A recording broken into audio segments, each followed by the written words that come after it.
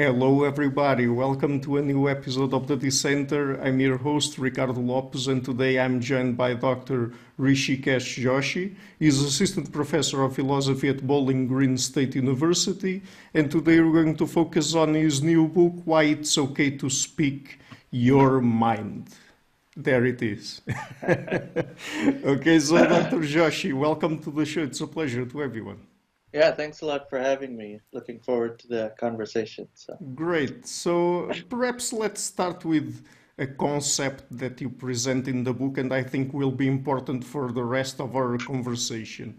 Could you explain the concept of epistemic commons? Yeah, so this is a kind of concept that I introduce in the book, and it's basically stressing this idea that our knowledge is a kind of common resource in a way. So we rely on others to know most of the things in the world, and sometimes, I mean, we take ourselves to know more than we actually do. So there are these great experiments in psychology where they ask people, how well do you know how a zipper works? So zipper is a very kind of simple object in our daily life, and most people said, yeah, well, I know how a zipper works. So from 1 to 7, a lot of people say like 5 or 6, and then they were asked, well, actually draw it out. How does a zipper work? And then most people aren't able. So the idea is something like, look, we rely on others to know most of the things we take ourselves to know. So our knowledge is a kind of common resource in that way. And so the main argument of the book is that, look, when you have a common resource, so I call this the epistemic commons. I mean, so we're familiar with the kind of commons in terms of the physical environment. So we call the air a kind of commons, right? And when we have a common resource, there are pressures that can degrade it. So sometimes we have incentives to degrade the commons. So with clean air, there's pollution, right? So pollution degrades the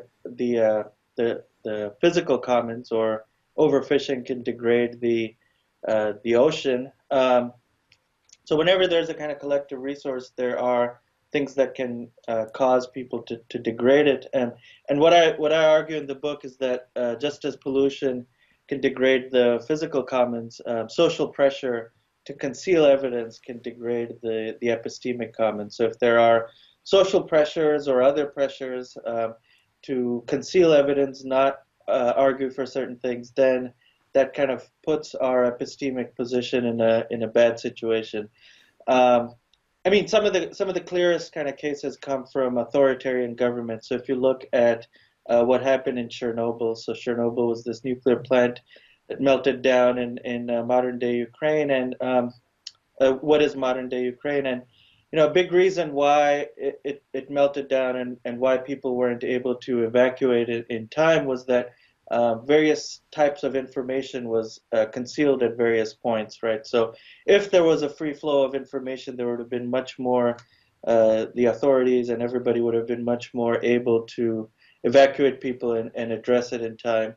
Another kind of example comes from World War II. So one of the reasons why the Allies had an advantage over the Axis powers, namely, Germany and Japan, was there was much less free flow of information within the chain of command in the Axis powers, because the people were much more afraid to displease their superiors and so on, superior officers, which wasn't there as much in the Allied powers. And so the free flow of information really gave the Allies the advantage in terms of knowing how exactly the war is going. So, but what I argue is that it's not just a thing that applies to authoritarian regimes. So authoritarian regimes maybe have more formal penalties for dissent. So if you go to, like, World War II Germany or the Soviet Union, they're more, if you dissent from the regime, you get sent to prison or something.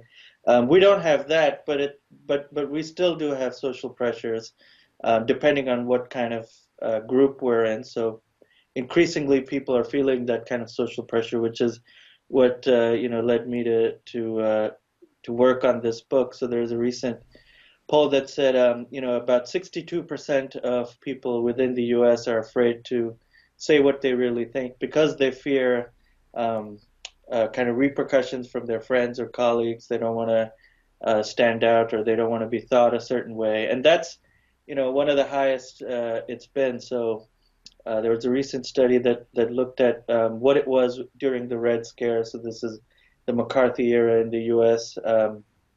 In the 50s. The number of people that say they're afraid to speak their mind, especially on controversial topics, has more than tripled from that era. And so that's so.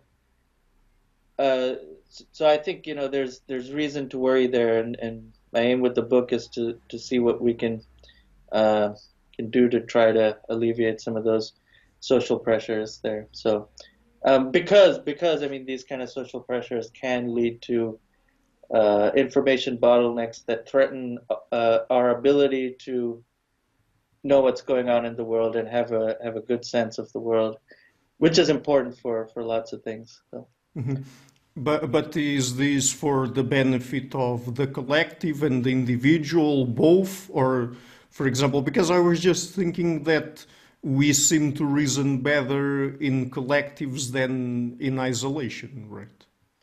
Yeah. So it's to the benefit of everybody, and part of the reason is that if we want to create good policies, right? If we want to create policies that are that actually solve the problems we want to solve, good intentions can lead to bad outcomes if we don't have an accurate picture of the world. Um, one example I like to give is the Cobra effect. So this goes back to the turn of the century in colonial India, where there was a problem with cobras in Delhi. So cobra is a kind of pest and poisonous snake, and there were lots of cobras, and so the colonial government wanted to get rid of these cobras, and so what they did was they said for every cobra people bring in, we'll give them a certain amount of money.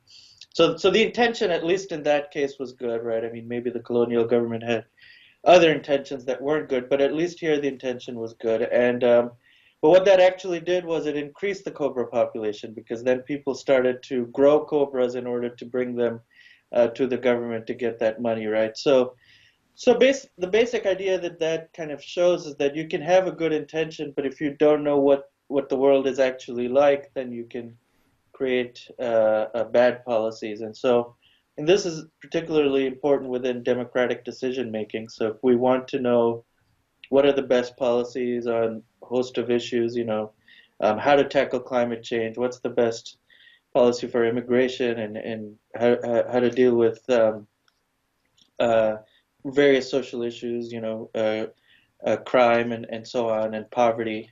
We need to have an accurate picture of the world. But if there are these social pressures to kind of conceal information, particularly, I mean, I think it's particularly important to think about them within the context of the academy or the journalistic institutions, where increasingly, in my opinion, you find these kind of social pressures, because we kind of rely on the academy or the journalistic institutions to give us an accurate picture of the world. And so insofar as those kind of social pressures exist within those institutions, that degrades how confident we can be in creating good policies that promote what we want to promote. So But yeah, so is, that's the idea. Yeah. yeah, but is yours a defense of free speech? Is that what you're defending there? Yeah, so I mean, I'm generally pro a norm of broadly free speech, but I don't defend that in the book per se. I kind of lead the reader to Mill, So one of the best defenses of free speech is John Stuart Mill, on Liberty, Chapter 2. And he really kind of makes the case much better than I can, I think. But for a kind of general ethos of free speech. But I do pick up a thread from Mill, which I develop more in the book, which is that in order for us to be confident about something, about some piece of knowledge, the social incentives have to be right. And I think that is kind of one of the innovations of Mill. So he thinks in order for us to be justified in something, the social incentive must be that idea is open to challenge. So if there's an idea or set of ideas that are just not open to challenge, that there are kind of incentives not to challenge, then we can't really be confident in knowing them. So he gives the example of Newtonian physics, which by the time of Mill was, confirmed through countless experiments. Newtonian physics was the kind of gold standard theory of physics at the time. So he said, well, look, Newtonian physics is on such firm ground, but even if Newtonian physics could not be challenged, right? So if there was a kind of norm that said, if you challenge Newtonian physics, you don't get a job, you don't, kind of become a pariah.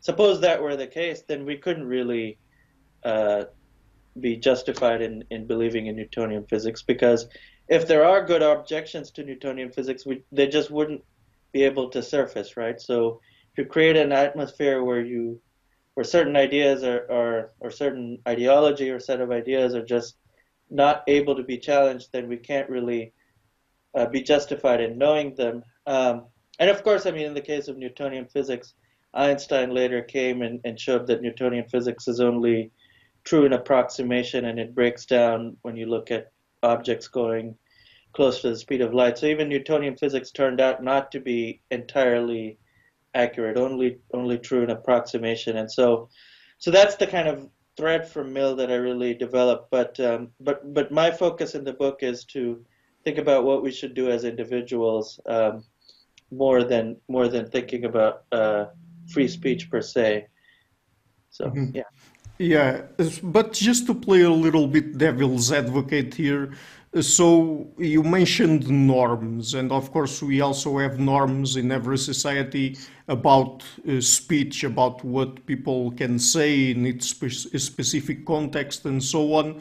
But I mean, shouldn't we also take that into account in the sense that those things serve their social purposes? I mean, though those norms that we have are important to maintain a certain level of social cohesion, for example.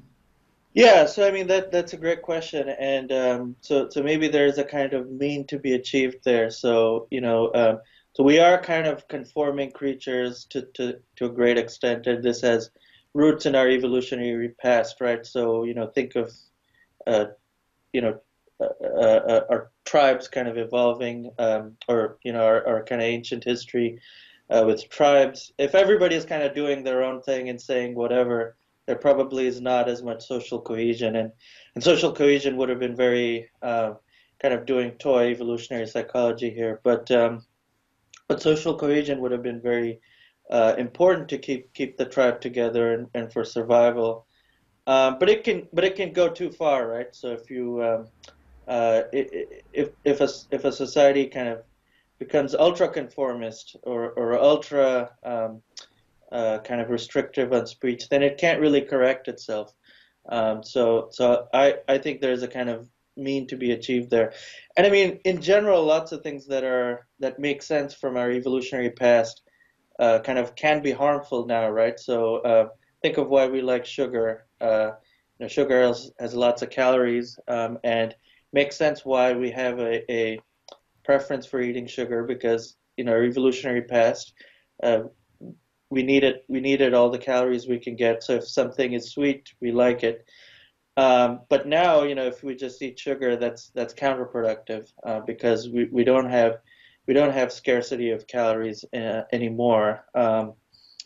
So yeah, so I mean, but I do think, I mean, there is a kind of mean to be achieved there, kind of golden mean. So uh, between like conformity on the one hand and just everybody doing their own thing and no social norms, that would probably not be ideal either. So Right. But when you defend, let's say, our being able to speak our minds, are you considering it just in particular social context or in certain institutions, like, for example, academia, journalism, politics, or is it in all kinds of contexts? yeah, so it's interesting, and so Mill kind of thinks about, thought a lot about, what are the limits of free speech. And I mean, in general, we can think about the limits of free speech in a couple ways. I mean, one, in terms of the legal sanction, the there is no limit to kind of expressing an opinion, at least in the U.S. I mean, it differs from country to country, but in the U.S. there's the kind of First Amendment, which guarantees a legal right to free speech. And Mill kind of, interestingly defended a kind of unlimited right to expressing an opinion. So he thought, people should be able to express whatever opinion, even if it's wrong, even if it's noxious, because only in that kind of environment can we be, can we kind of self-correct as a society. But he does make this distinction, which maybe is important to some listeners, which is that, look, I mean, there's a kind of difference between expressing an opinion and doing other things with speech, right? So you can use speech to just express an opinion, and maybe that opinion is wrong or misguided. And Mill thinks, like, however wrong or misguided that opinion is, you should be able to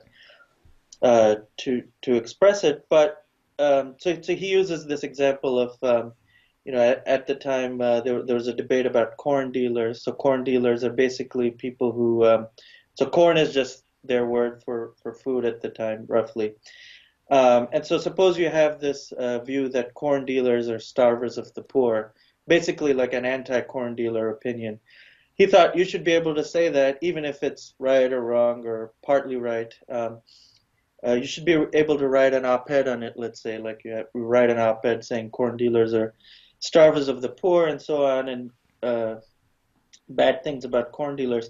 That's one thing, but suppose you're part of a mob that's standing outside of a corn dealer's house. And you say corn dealers are starvers of the poor, and then that leads the mob to basically violently attack a corn dealer. That's different, right? So in that second case, you're kind of doing more than just expressing an opinion, which is you're inciting violence. And so, I mean, maybe that's a kind of line we can draw there on the kind of limits of free speech from this kind of Millian absolutist perspective. There are things we can do with speech that go beyond expressing opinions. You can, you can incite violence, and then, plausibly you should be liable for that, or there might be kind of plausible prohibitions on inciting violence with speech. So, and I mean, one issue there is going to be, and that's just something I think we have to live with, is maybe that line is going to be vague, right? So when is it just expressing an opinion, and when is it like doing something else, maybe inciting violence? And maybe there's some gray cases, but that's just a vagueness we have to live with. I mean, lots of things in life are kind of vague, and there are lots of gray areas. But at least on the extremes, we can make that distinction that's helpful in this context. Mm-hmm. But do you think that is expressing our mind should have specific goals, like, for example, getting at the truth, or not? Yeah, so I mean, I think, so Mill has this great quote where he says, the first duty of a thinker, qua thinker, to follow the argument where it leads. And so, so I mean, one of the themes in the book is saying, only in a kind of atmosphere where, and Mill kind of defends this as well, only in an atmosphere where people feel free to challenge any and all ideas can we be justified in thinking, we have a kind of reliable process towards getting at the truth. So that's the rough idea in Mill that I kind of pick up on. Mm-hmm. But I mean, particularly in the context of academia and, for example, knowledge production in philosophy, the sciences, and so on. I mean, to produce good knowledge, don't we have to operate under certain constraints? I mean, because it's not that every idea that people might express or might come to their minds is as good as any other, right?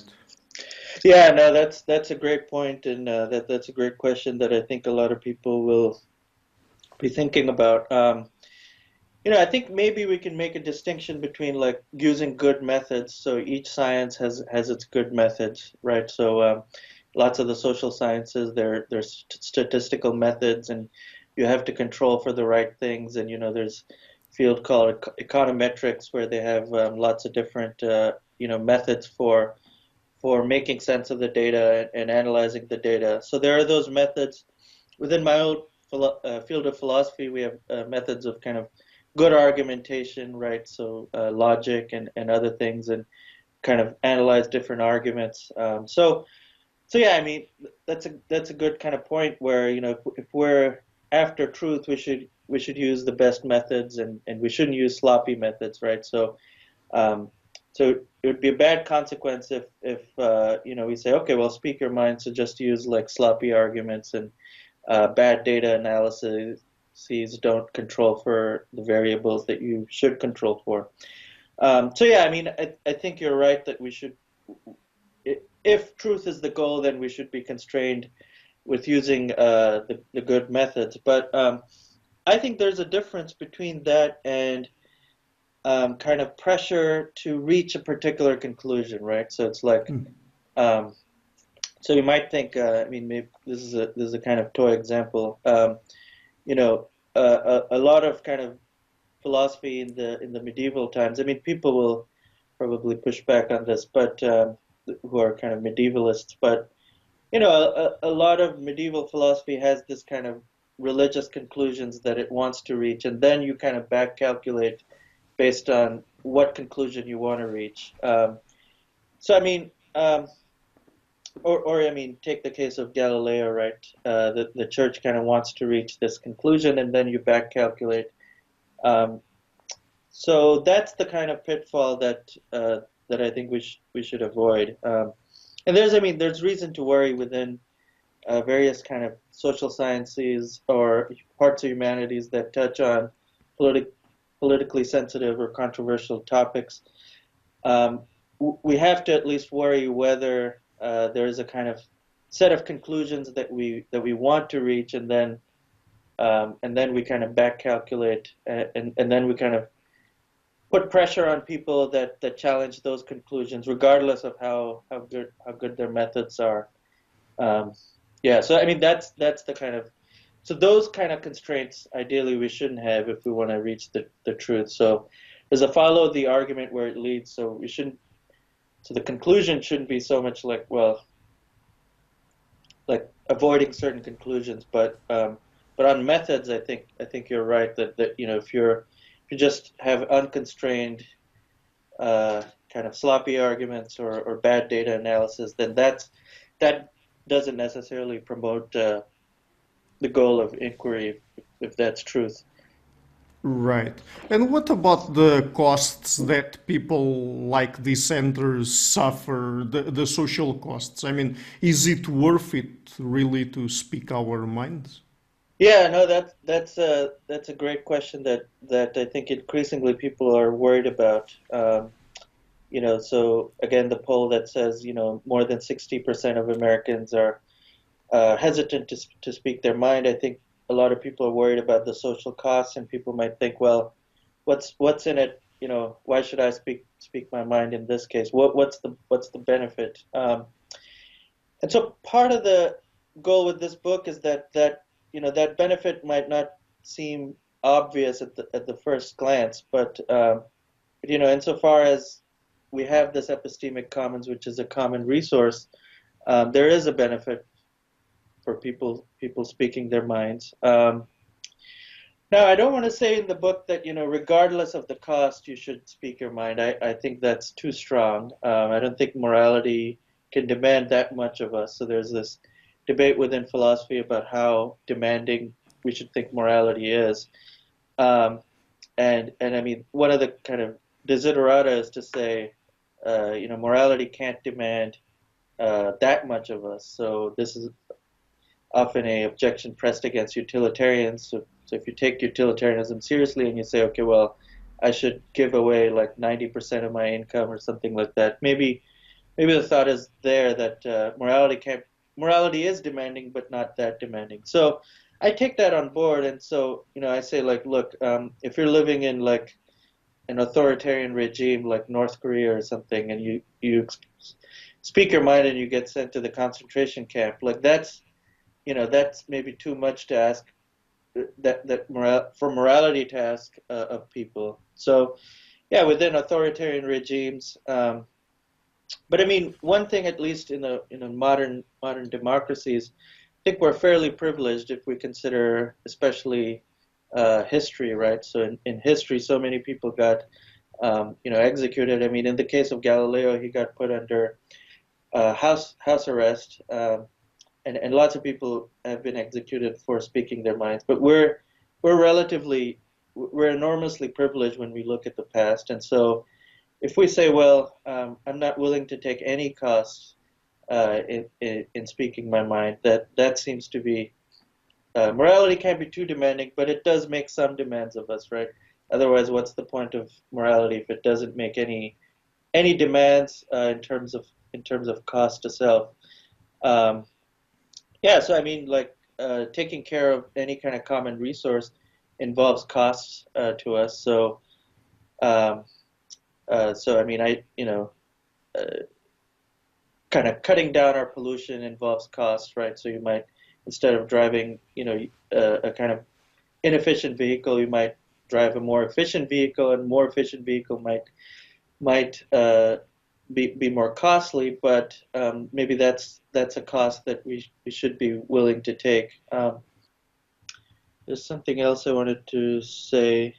Yeah, but I mean, yeah, so and those costs are gonna vary depending on our position, right? So, I mean, in academia, there's a kind of, I mean, some people are much more vulnerable than others. So if you're an adjunct, maybe you're more vulnerable than if you're a tenured professor, or if you're a graduate student, you're more vulnerable than if you're, yeah, again, a tenured professor somewhere. So I think, yeah, people who have more maybe status or more security have more of an obligation to speak out, because their costs are going to be less. Yeah, so I think, yeah, we should be willing to take some costs. Of course, if it's like losing your job or something, and then what are you going to do if you lose your job? Maybe morality can't demand us to do things even if we lose our jobs. And again, I mean, people are these days losing their jobs for saying things, so that's increasingly relevant. But yeah, but we should be willing to take some costs in order to kind of protect this common resource we have, I argue. Right. I'm not sure if this is going off on a little bit of a tangent here, but I would like to ask you, don't you think that the kinds of ideas people express are better understood as some sort of signaling that they belong to a particular group, and not about the content of the ideas themselves? Yeah, I think that's right.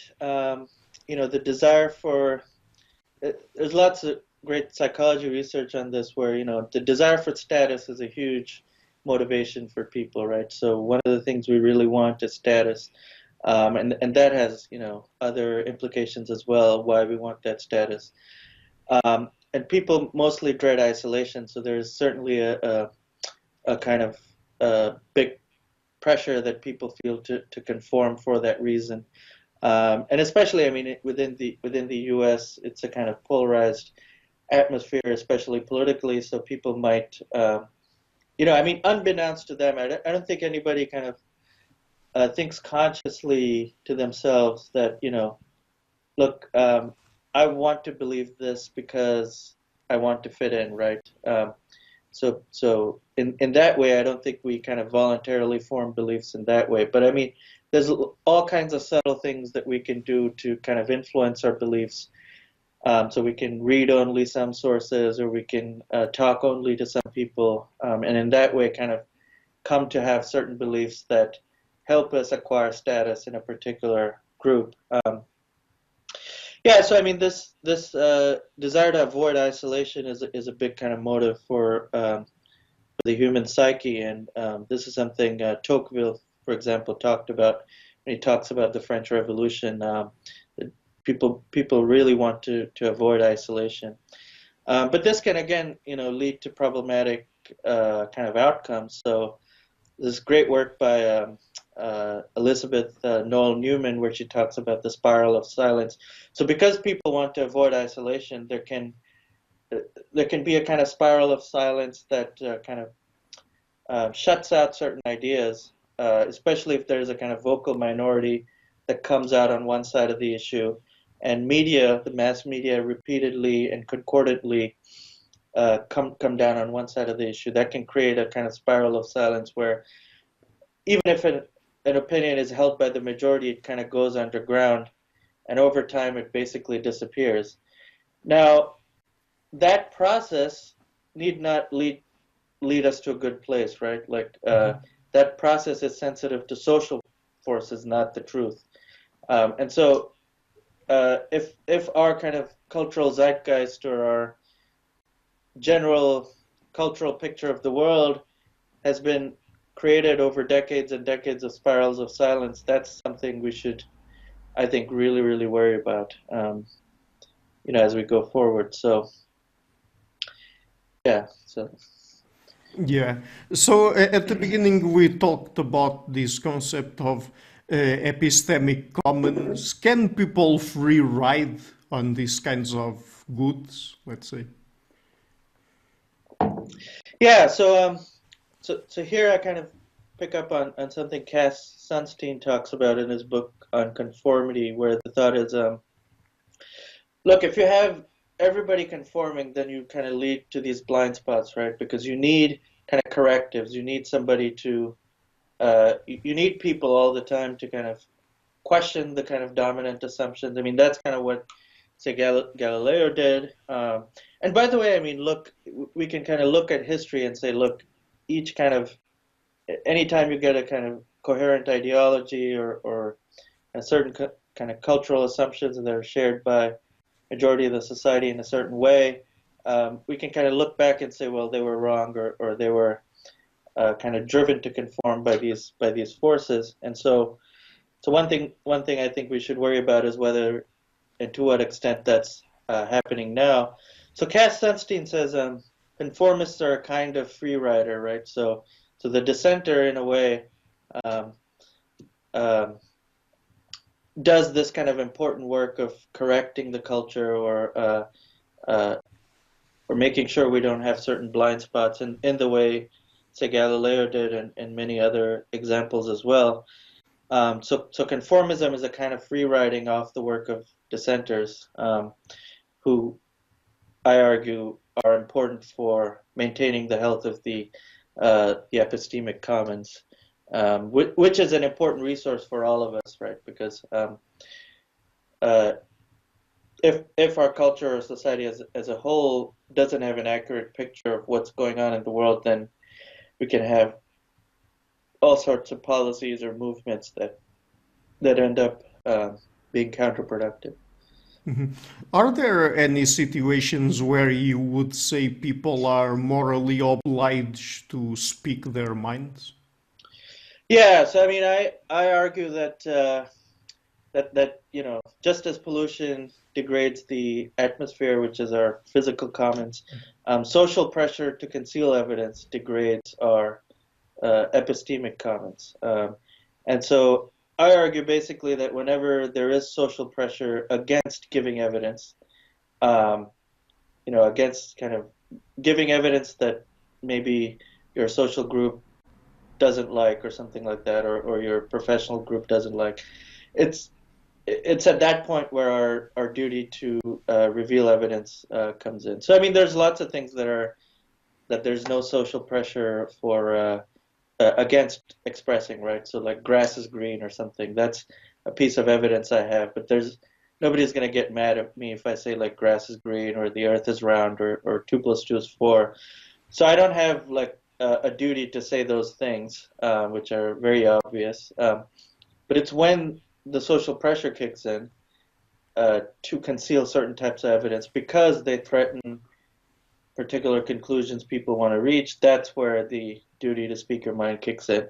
And as I mentioned earlier, I think people who are more secure in their um, people who have more status or are more secure in their kind of professional or social roles have more of that duty. So maybe it doesn't apply so much within academia to like graduate students or something like that, or within journalism if you're like a starting journalist, maybe it's too much to ask of you to like destroy your career or something like that. But the more established someone is, I think the more that duty kind of kicks in.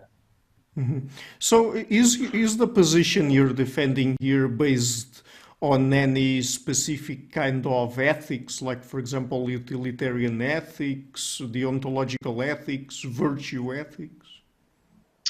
Yeah, so it's I don't necessarily uh, come down with yeah, I don't necessarily assume one kind of theory there.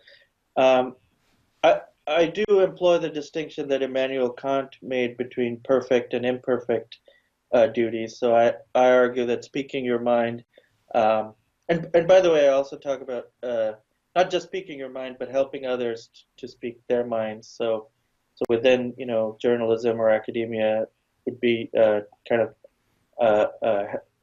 helping people or at least trying to reduce the costs that some people face when they speak their mind. But I do use, I mean, Immanuel Kant is usually associated with the school of thought known as deontology. I use his distinction between perfect and imperfect duties. So an imperfect duty is one which you can uh, discharge in many ways. So a lot of people think like the duty of beneficence, which is basically helping others, is an imperfect duty. So they say, okay, well, we have a duty to help others. There's not one particular way that you have to do it, right? It's not like, well, help others, that means you have to give to Oxfam or something. You can do it in a variety of ways. You can volunteer to build houses for people, or you can give to a range of charities, or if you're not wealthy or if you don't have lots of money, you can be a helpful friend or helpful family member. So there are lots of different ways in which you can discharge the duty of beneficence, and I argue that it's the same with speaking your mind. So we can kind of pick and choose our battles. Uh, yeah, so that distinction is relevant, but I try not to assume particular theory of all of ethics or anything like that. So. Mhm. Right. And when does, let's say, healthy forms of dissenting become or turn into contrarianism just for the sake of being a contrarian, or since we now have the internet, trolling, for example? Is it possible to precisely distinguish that? Yeah, no, that's a great question, and one worry I think people will have, at least with the title of the book, which is "Speak Your Mind." Does that mean like, okay, just go on? Is that a kind of license for people who are just like trolls on the internet? Are they? Is this book something that like trolls should be like? All right, well, this is an ethical defense of what I do online. No, and I make the distinction between revealing evidence in with the kind of good faith. So what is good faith in that context? Well, the idea would be kind of sharing evidence in order to improve the epistemic commons or in order to improve the epistemic position of others, as opposed to trolling, which is just one way of understanding trolling is people just saying things to get a rise out of others Mhm. or to make people angry. And they might not even be sharing evidence, right? So they might just be saying nasty things or something like that. to get a rise out of others. And there, I think the intention is not right. So, um, so the intention matters in ethics in general. So in this case, the intention ought to be to basically remove these kind of informational bottlenecks that we might have, improve the epistemic situation of others, improve the kind of collective picture we have of the world. And the troll isn't really doing that, right? The troll is just kind of saying what they're saying just to get a rise out of others, or just to be mean, right? So those motives are not not good. Right. And what about the government? Do you think the government can play a role here in terms of making some efforts to defend our epistemic commons? Yeah, I mean that's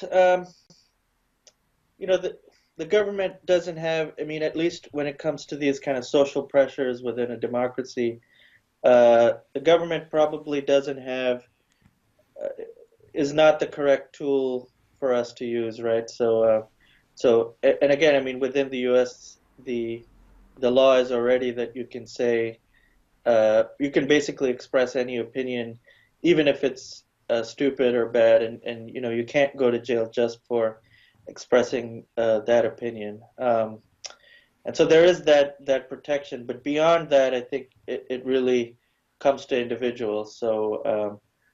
And trying to create social norms that are healthy, so that people aren't feeling as afraid as they are these days, to express their opinions, or to reveal their evidence, as a means to really trying to avoid these kind of informational bottlenecks that we can see had these bad effects in history, right? So again, Chernobyl is a great example. Another great example is the Bay of Pigs. And that occurred within a democracy. So the Bay of Pigs was a invasion of Cuba, and that went really badly. So it's called the Bay of Pigs fiasco.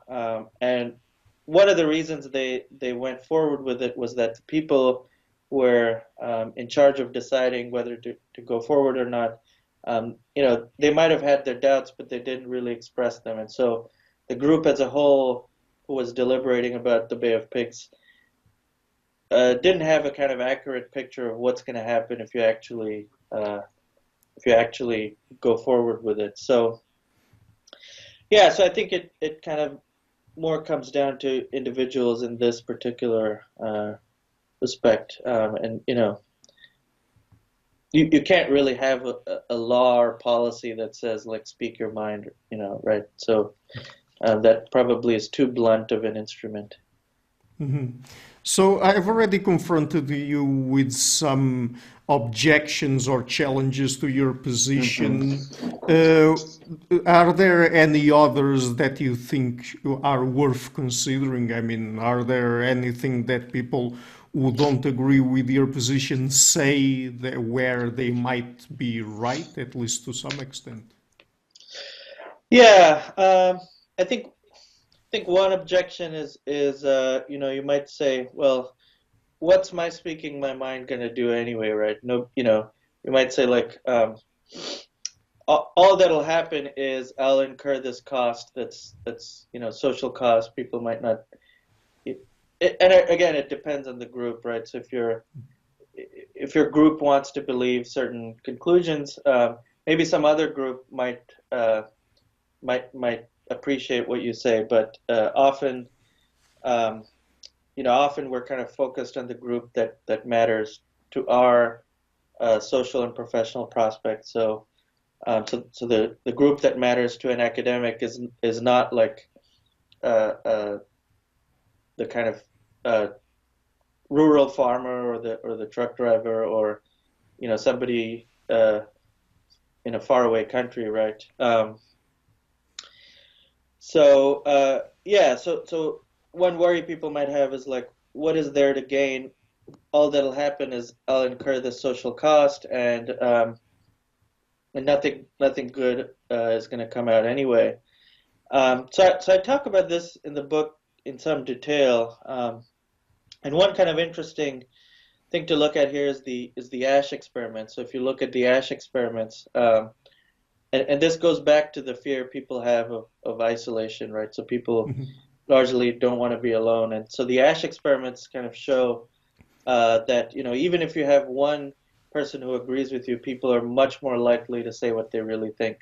And Ash actually found that it was something like 4 times. So people are basically 4 times more likely to say what they actually think if you have even one person that agrees with you. And so even one person kind of saying what they actually think can relieve that fear of isolation people have, right? So people don't want to think like, well, is it only me who thinks this? Maybe I'm mistaken here, or people just don't want to be alone in that way.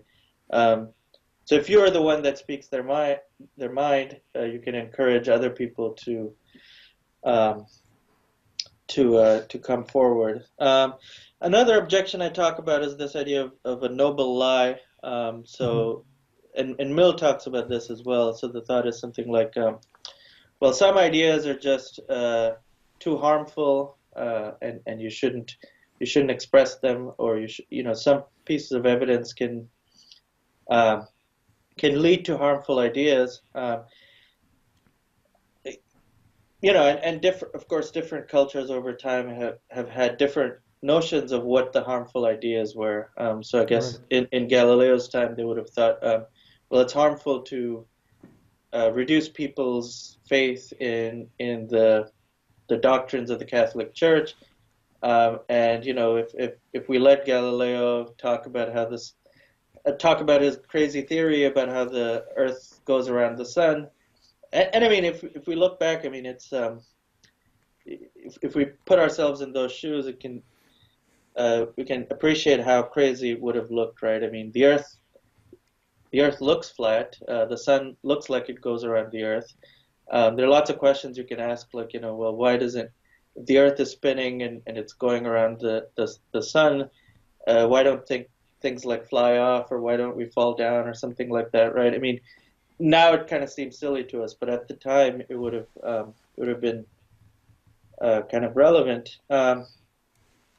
So across time, cultures will differ on what they think is a harmful idea.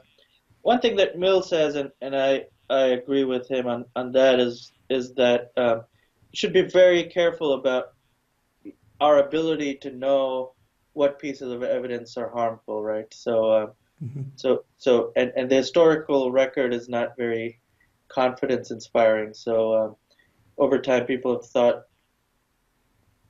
lots of different ideas would have been harmful, or lots of different pieces of evidence would have been only bad could come out of this, right? So you might say, well, only bad could come out of this crazy theory that the Earth goes around the sun. But I mean, look forward, right? If we to this day believed like the Earth goes around the sun, like, we wouldn't have made all these discoveries in science, and we wouldn't have these metal objects that fly and take us places, and this what we're doing with talking halfway across the world. So we should be very careful in terms of our ability to decide what kind of evidence is only going to be harmful if discovered. So those are a couple objections I raise and try to address. So when you mentioned the Ash conformity experiments, I was reminded of, and I think you also consider this in your book, Hugo Mercier's and then Sperber's argumentative theory of reasoning, because it seems that they've also done some experiments where, for example, if one group is filled with wrong ideas and someone starts trying to discuss them and presents good ideas, then over time, through interaction, eventually most of the group accepts the right idea. So, I mean, again, going back to that issue we've already talked about, that we reason better in groups than in isolation. Yeah, so one of the upshots of the Mercier and Sperber research is that, our reason is not meant to be working in isolation, right? So we don't think in isolation. The reason is essentially interactive. So, you give one reason, you kind of test it to feedback, and then you kind of adjust uh, as a result of that feedback. And in general, I mean, learning incorporates this uh, incorporates feedback. So feedback is very important for learning. So, for example, I mean, can you learn to ride a bike just by reading a book?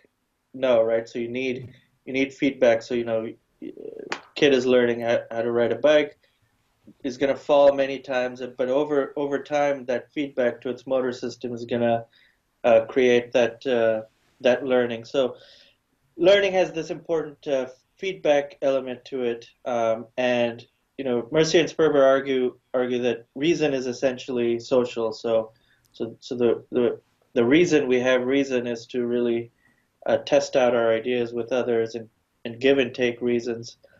And so I argue that if we want to develop as thinkers, and if that's important for a good life, then it's important that we develop, that we speak our minds and test our ideas.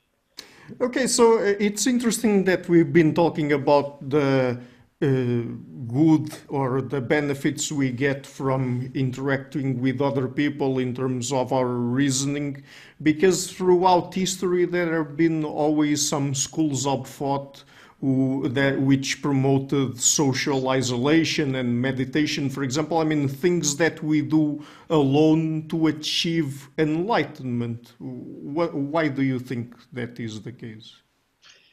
Yeah, I mean, so one thing that's absolutely kind of constant throughout history are these kind of social pressures to preserve certain ideology or certain religious ideology. So that's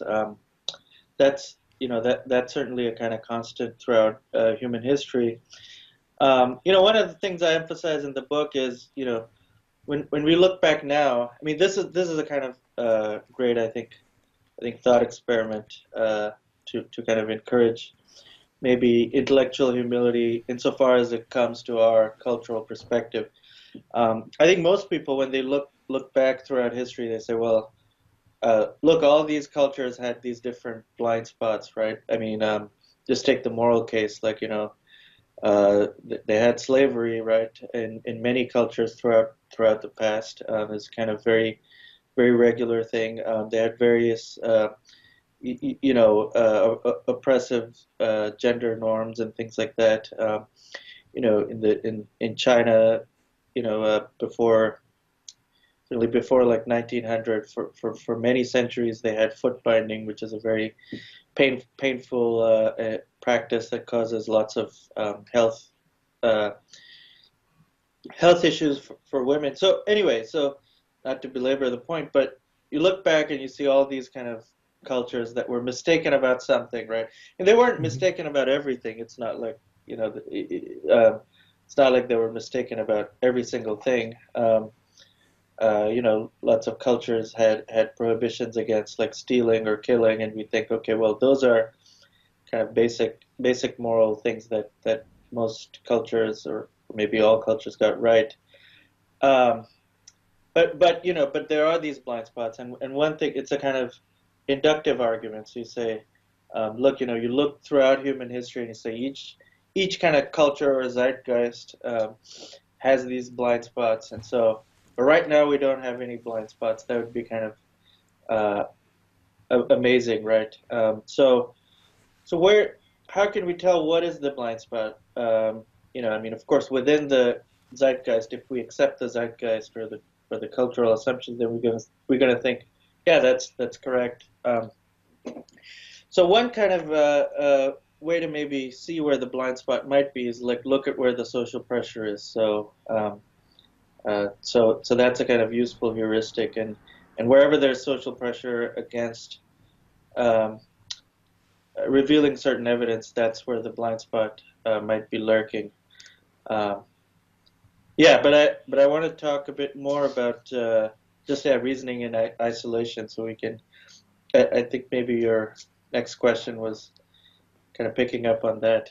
Yeah, when I mentioned that there have always been societies and schools of thought throughout history that promoted social isolation and things like meditation to achieve enlightenment. So, in a sense, they would be suggesting that us isolating ourselves and reflecting on things would lead us to uncover some truths that we couldn't do in society, I guess. Yeah, yeah. So I mean, maybe meditation is a different case. One thing that if Mercier and Sperber are right on the kind of interactionist picture, which is basically again just this idea that reason is a tool that we use to come to the truth along with others. So reason is not something that is meant for like coming to the truth by yourself.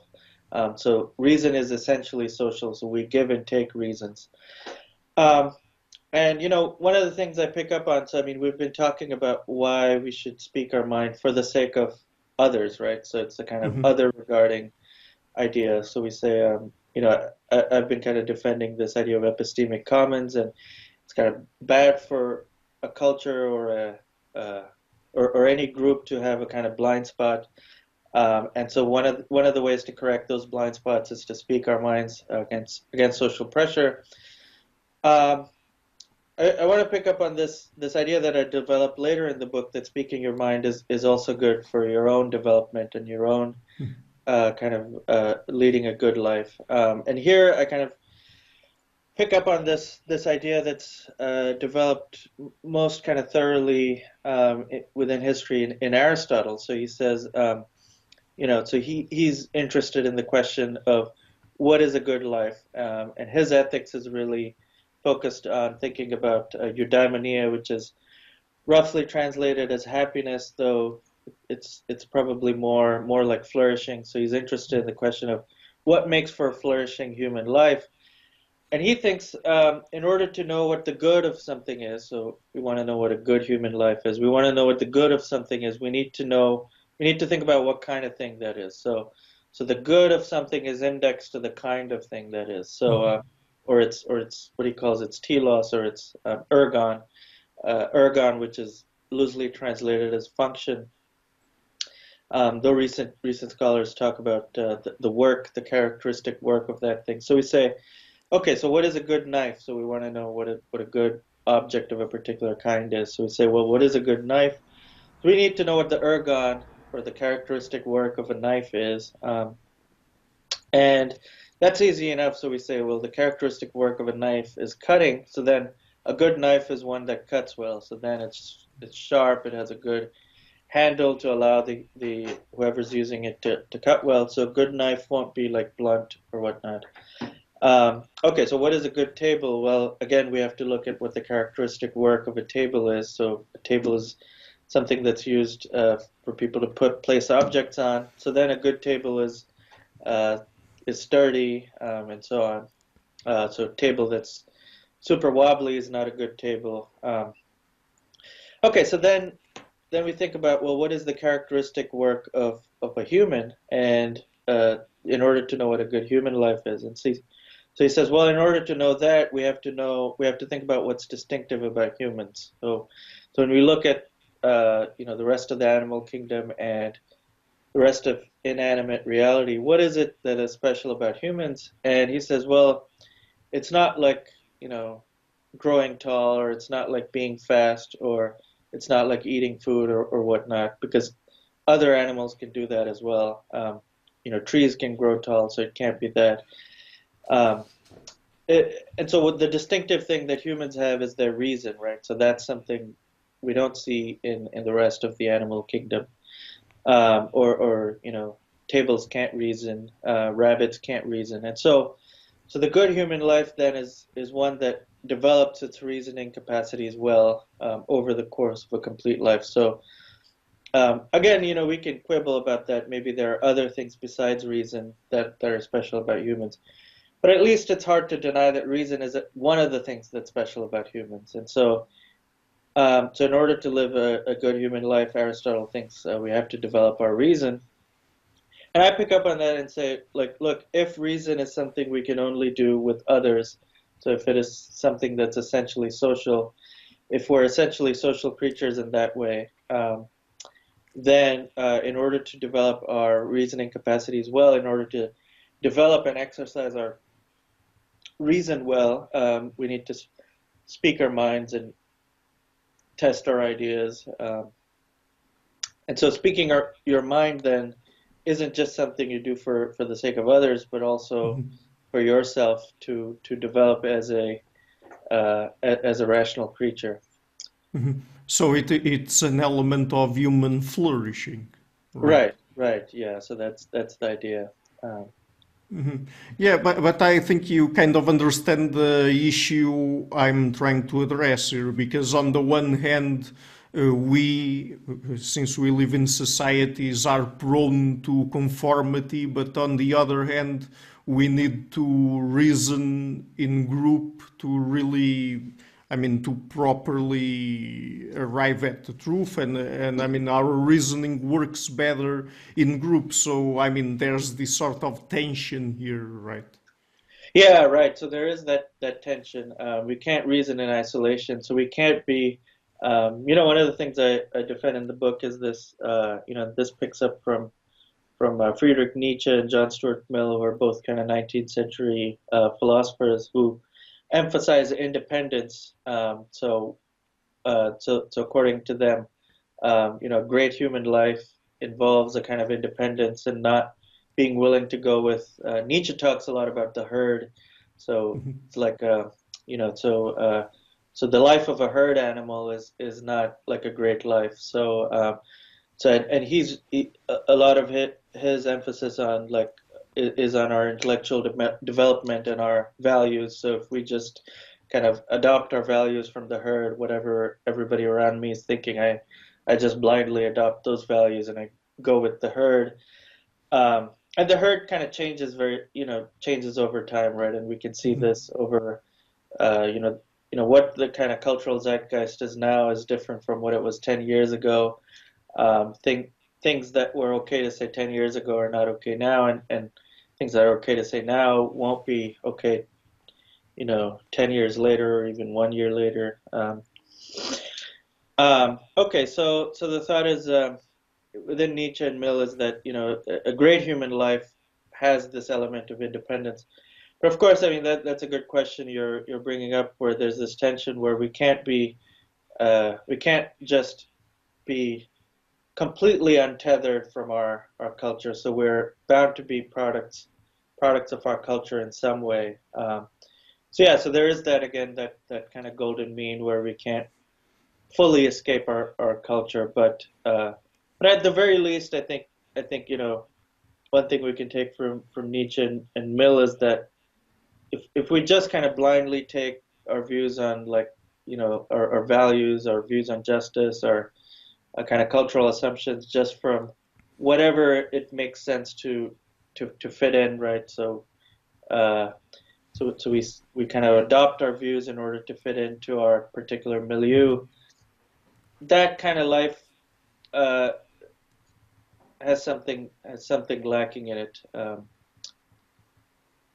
So that's a kind of strand from Mill and Nietzsche that I developed more in the book. So I would like to explore a little bit more two aspects of our social lives that perhaps, I mean, are a little bit pernicious in terms of our capacity to speaking our minds. So what about politics? Do you think that people who are more politically engaged, that political engagement is something that might be pernicious to our capacity of speaking our minds? Yeah, I mean, politics is very interesting in that way. And when we think about politics, one of the things that's illuminating to look at is the incentives of the parties, right? So especially in in Europe, they're different system. But I mean, just kind of talking about the two-party system in the U.S., each party has a kind of incentive to build a broad coalition, and so the kinds of social pressures that are going to, if you're partisan on either side, the kind of social pressures that you're going to face are not necessarily like going to be necessarily sensitive to the truth, right? It's all about building a big coalition. And one of the weird things that you see, in the U.S. and elsewhere, really, is these kinds of packages of views that tend to go together. So if you're a partisan on either side in the U.S., there are particular views about all these kind of disconnected issues that you're supposed to have, and I've developed this in other work. But yeah, I mean, if you think about the kind of slate of issues, so you're supposed to think particular things on minimum wage, immigration, abortion, um, how to solve climate change, all these different, or even, I mean, in some cases, whether even climate change is real or whatnot. But they all kind of come in this big package, and if you kind of step outside a bit from the political kind of fighting, you say, well, that's kind of weird. Like, why should all these disconnected issues kind of travel together? When you think of parties as kind of trying to build a coalition, then it makes sense. But that's a kind of practical reason, right? Not an epistemic reason. And so I mean, politics, especially because politics is kind of increasingly close to people's identity. I mean, throughout the kind of, I mean, in America and elsewhere, there's a kind of plummeting religiosity, right? So people are much less religious than they used to be in the U.S. And there's recent data, it's kind of just plummeting at this point. And so humans, given how they are, something else has to fill that void, right? So one kind of let me conjecture that for a lot of people it's become politics. But when something is that close to one's identity, there's a kind of a warping of your kind of epistemic um, take on things, and there are all these pressures towards conformity, um, and so I think politics is increasingly becoming a, in my opinion, a place of kind of conformity and social pressure, and so maybe that's unfortunate, but that's where we are. So. Yeah, and I mean another thing that also goes hand in hand with politics is morality, and isn't it the case that when we moralize issues, then it's harder for us to be, let's say, more objective about them, and perhaps that can also lead to coalitions and tribalism and things like that. Yeah, so I mean, moralizing can have all these pernicious effects. I mean, morality is, of course, we need morality for lots of things. Morality is a good thing overall, but morality can be used in counterproductive ways. Um, and so, I mean, to the extent something is moralized, so if we say, well, what kind of, I mean, Glenn Loury, for example, talks about this economist at Brown. When we're looking at particular types of evidence, so suppose an economist makes an argument or a sociologist makes an argument.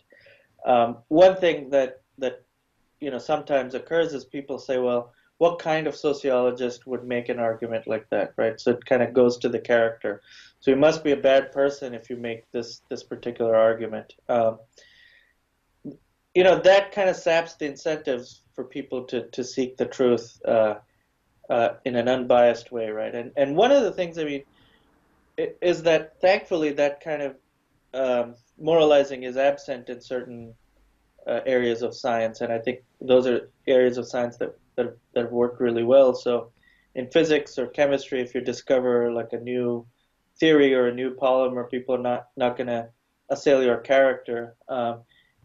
And physics, engineering, all these things work very well. I mean, look, we're having this conversation halfway across the world using satellites and microchips and so on. So they work very well, and part of the reason I think is that there aren't these social costs, though they existed a long time ago, right? So with Galileo again, he proposed a physical theory, and there were lots of social costs to it, and those incentives were not good for finding the truth wherever it lies. But maybe now it's kind of moved from these harder sciences, you might say, to these softer sciences. So moralizing in the realm of science, or in the realm of inquiry, poses this danger of, you know,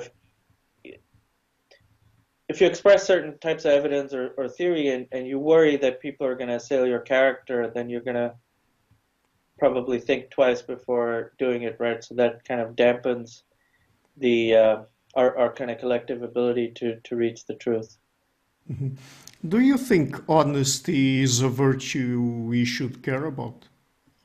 Yeah, so I mean, here again, I pick up on Nietzsche, who talks a lot about honesty, and one of the kinds of honesty that Nietzsche is interested in, and that I want to talk about in the book, is the virtue of intellectual honesty. And one of the things that I explore is, can you be intellectually honest if you go with the herd all the time? Mhm. Um, and and Nietzsche thinks not, and uh, I kind of concur in that way, where if you kind of always kind of go with the flow in forming your beliefs, there is a sense in which you don't really care about the truth, right? Truth is just kind of a side thing for you. What really matters is status and how you appear to people. What should I say on social media so I appear a certain way? Truth is just kind of, a sideshow. Yeah, and there's something lacking there. So yeah, so I mean, Nietzsche talks about the intellectual conscience, and he has these piercing passages where he says, uh, "I don't want to believe it, but I see it, that most people lack the intellectual conscience. So they'll tend to believe something uh, to the extent that it promotes their social status without really thinking about the reasons for and against." So yeah, so I mean, I think I pick up on that thread and kind of defend honesty, or intellectual honesty, as an important virtue. Mhm. Yeah, so it's interesting that you mentioned Nietzsche because, I mean, my last question is about conviction, and I think he also talks about this in his work.